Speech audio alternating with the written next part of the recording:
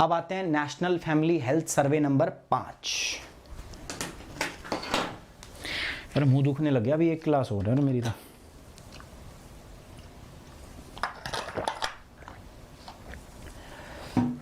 इस क्लास के बाद आधे घंटे का ब्रेक लेना पड़ेगा नहीं तो। चलिए, तो national family health survey number 5, यानी कि 4 सर्वे इससे पहले आ चुके हैं, तो 5वां सर्वे जो है नेशनल फैमिली हेल्थ सर्वे वो अभी आया है, ठीक है। उसके अंदर में क्या क्या बातें हुई हैं, चलिए उन पे बात करते हैं। तो जीएस पेपर 2 से संबंधित है, issue related to the health से संबंधित मुद्दा है। 26 तारीख के अंदर भी मैंने जो है एक न्यूट्रिशनल रिपोर्ट रखी है, बहुत इंपॉर्टेंट है, ठीक है, बढ़िया। चलिए सवाल देखिए, national family health survey is conducted by whom. बताना है आपको कि जो नेशनल फैमिली हेल्थ सर्वे है वो किसके द्वारा कंडक्ट किया जाता है। Number 1 ministry of health and family welfare, पहला। दूसरा ministry of consumer affair, food and public distribution. तीसरा ministry of women and child development. चौथा ministry of food processing industries. आपको बताना है दोस्तों कि ये जो सर्वे है फैमिली हेल्थ सर्वे, ये किस मंत्रालय के द्वारा किया जाता है। फटाफट बताएंगे मुझे कमेंट बॉक्स के अंदर में।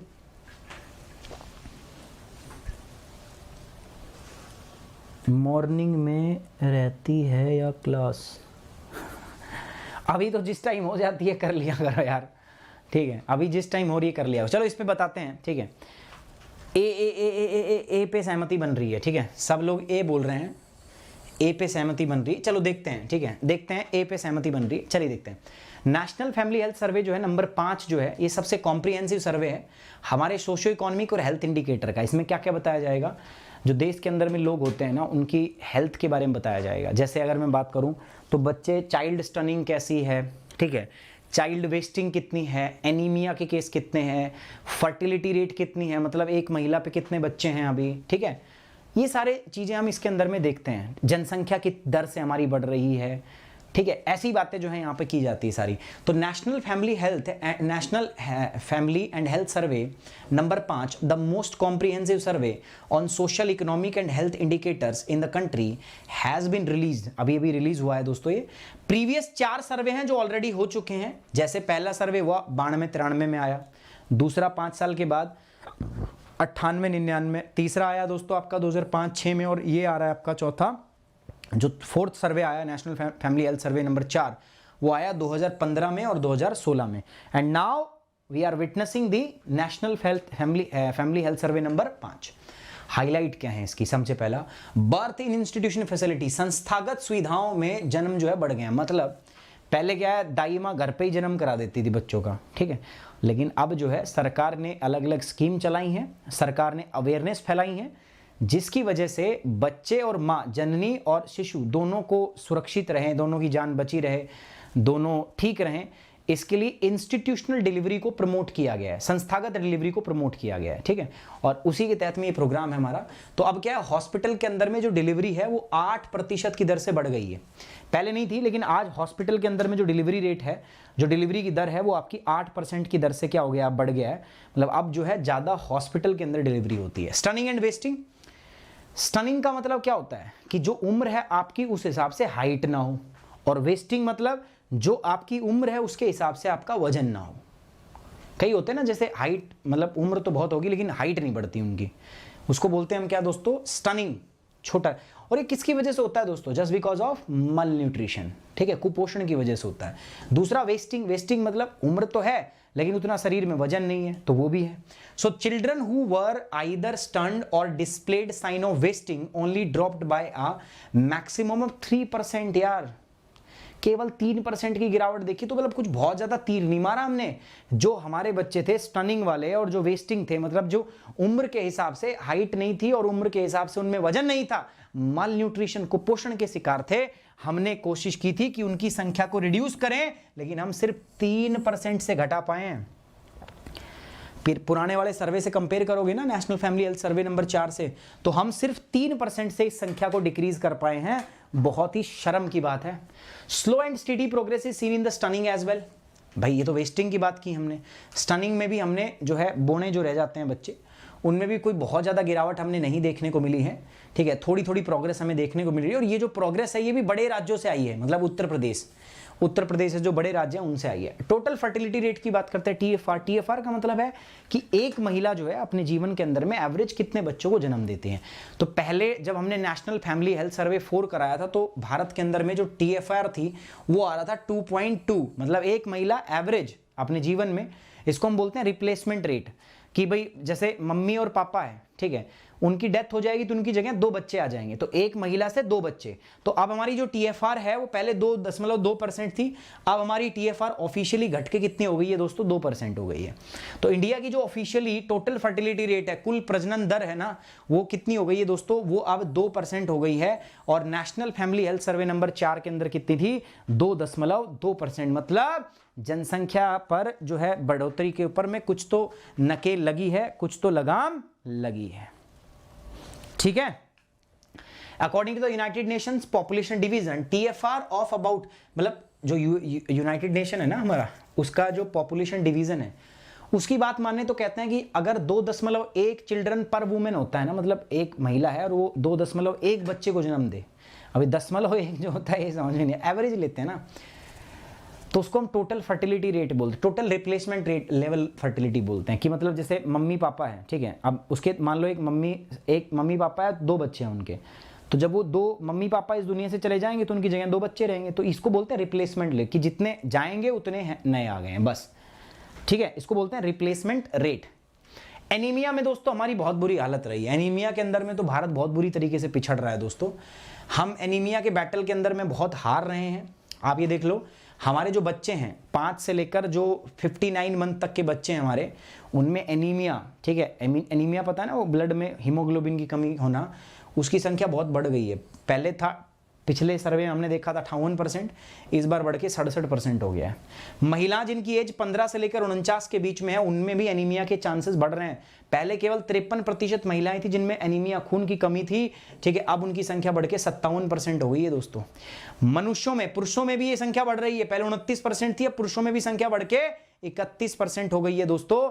ये 2 फैमिली हेल्थ सर्वे के बीच की बात कर रहा हूं मैं, national family health survey number 4 और national family health survey number 5 के बीच में, ठीक है। सो एनीमिया की लड़ाई में तो हम बुरी तरीके से हार ही रहे हैं दोस्तों। मोस्ट पॉपुलस, ठीक है, अब बात करेंगे most populous country in the world. ये रिपोर्ट में बताया है कि भारत की जो ऑफिशियल पॉपुलेशन है ना दोस्तों, वो 2040 से लेकर 2050 के बीच में पीक पे होगी, मतलब हम हाईएस्ट पॉपुलेशन के अंदर आ जाएंगे। हमारी जनसंख्या उस टाइम पे होगी 1.6 से लेकर 1.8 बिलियन, मतलब 160 करोड़ के आसपास या 180 करोड़ के आसपास होंगे हम 2040 से 2050 के बीच की मैं बात बता रहा हूं, ठीक है।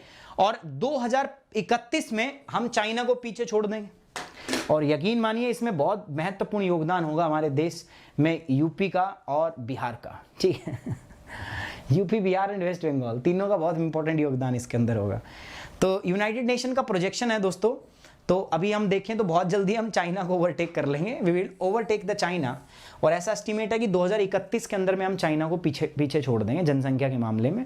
2031 के अंदर में हम जनसंख्या में सबसे ज़्यादा होंगे, और भारत की जो जनसंख्या पीक पे होगी, उसके बाद इतनी जनसंख्या भारत की कभी नहीं होगी। जो पीक पे भारत की जनसंख्या जाएगी वो जाएगी 2040 और 2050 के बीच में, जब भारत में लगभग 160 से लेकर 180 करोड़ जनसंख्या जो है वो भारत की होगी, ठीक है।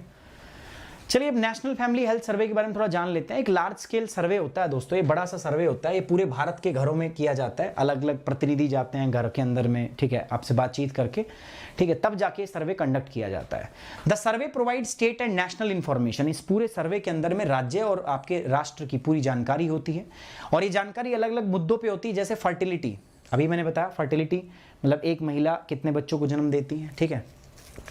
इन्फेंट एंड चाइल्ड मोर्टेलिटी, जो बच्चे हैं छोटे या इन्फेंट जो शिशु है, नवजात शिशु है, उनकी मृत्यु की दर क्या है। The practice of family planning, कितने परसेंट ऐसे लोग हैं जो फैमिली प्लानिंग जो है उनको फॉलो करते हैं, किसी प्रकार के कॉन्ट्रासेप्शंस, ठीक है, या किसी भी प्रकार के जो है प्रोटेक्शन का इस्तेमाल करते हैं, ठीक है, उसकी बात की गई है। मैटरनल एंड चाइल्ड हेल्थ, ठीक है, जो नवजात शिशु है उसकी हेल्थ से संबंधित क्या प्रावधान है, कैसी हेल्थ रहती है उसकी, और जो माताएं हैं जो बच्चों को जन्म देती हैं उनकी जो हेल्थ क्या है उनके बारे में जानकारी। उसके अलावा रिप्रोडक्टिव हेल्थ के बारे में, न्यूट्रिशन के बारे में जैसे anaemia, utilisation and quality of health and family planning services, इन सब के बारे में दोस्तों इसमें जानकारी इकट्ठे की जाती है। किस सर्वे में? नेशनल फैमिली हेल्थ सर्वे की मैं यहाँ पे बात कर रहा हूँ। तो ये पूरी जानकारी इसमें इकट्ठी की जाती है।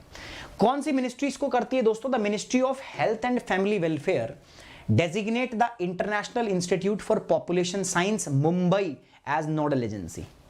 किस मंत्रालय के अंदर आता है? मंत्रालय है ministry of health and family welfare, but इसने भी एक इंस्टीट्यूट को जिम्मेदारी दे रखी है, और वो इंस्टीट्यूट कौन सा है? International institute of population and science, IIPS Mumbai. ये जो है इसमें आपका टेक्निकल सपोर्ट प्रोवाइड करता है, कोऑर्डिनेशन देता है, टेक्निकल गाइडेंस देता है इस सर्वे का। यही मतलब इसकी रूपरेखा तैयार करता है पूरी तरीके से। ठीक है, सो ये हमें याद रखना है दोनों चीजें। तो एक तो मंत्रालय कौन सा है और एक इंस्टीट्यूट कौन सा है। अब दोस्तों प्रीलिम्स में आपसे नेशनल फैमिली हेल्थ सर्वे के बारे में पूछा जा सकता है, क्या है, कौन कराता है कंडक्ट, जैसे मैंने सवाल आपसे पूछा। टोटल फर्टिलिटी रेट क्या होती है आपसे पूछा जा सकता है, ये एनीमिया क्या होता है, और नेशनल फैमिली हेल्थ सर्वे 5 की फाइंडिंग्स क्या है, मतलब इसकी रिपोर्ट में क्या क्या आया है।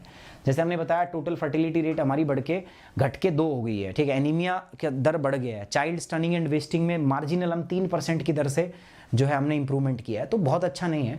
तो ये सारी रिपोर्ट आपको वैसे भी, अगर ये रिपोर्ट आप याद रखोगे दोस्तों, तो जब भी आप इंडिया के बारे में हेल्थ पैरामीटर पे लिखोगे, जैसे मैंने एक सवाल दिया है आज मैंने एक सवाल दिया 26 नवंबर के करंट अफेयर के अंदर, मेंस आंसर राइटिंग के अंदर, वहां पर मैं आपका जो है इसके बारे में आपसे पूछूंगा, तो वहां पर आप इसको लिख सकते हो।